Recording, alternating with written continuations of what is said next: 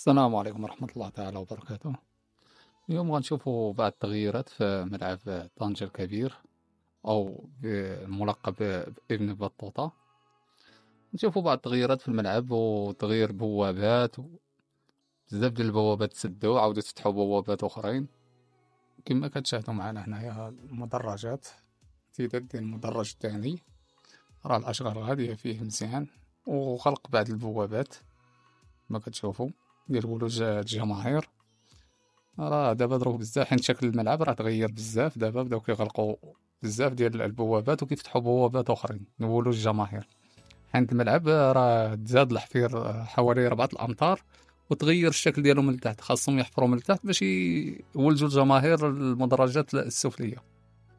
كما كتشوفوا راه بزاف ديال البوابات كيف هاد الصوره. هاد البوابه قديمه كي كانت مفتوحه في الملعب، ها هي دابا تغلقات داروا فوقها مدرجات.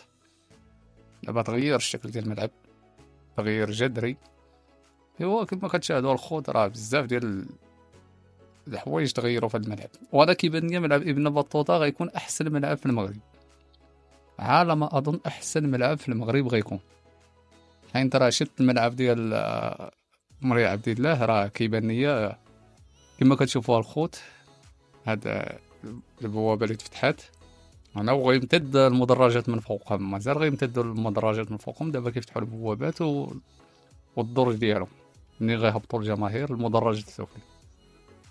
ايوا كما قلت لكم، هذا ملعب مولاي عبد الله راه مدرجات فيه مغايره واحد الشكل، بحال الجهه الجنوبيه والجهه الشماليه راه مغايرين، ماشي بحال ملعب طنجة راه جاي متناسق. غيكون متناسق وغيكون بشكل كما كتشوفوا في هذه الزاويه راه كامل غيكون متناسق. هاد الصوره راه كتبين لكم بان راه الملعب راه غادي متناسق مازال.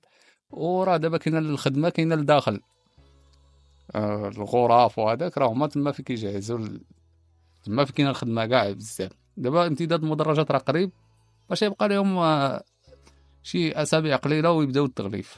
يحيوا دابا راه كيزيدوا هذا الغطاء القديم الازرق باش يعاودوا لي غطاء جديد حديث فيه الطاقه الشمسيه اللي غيولد الكهرباء للملعب.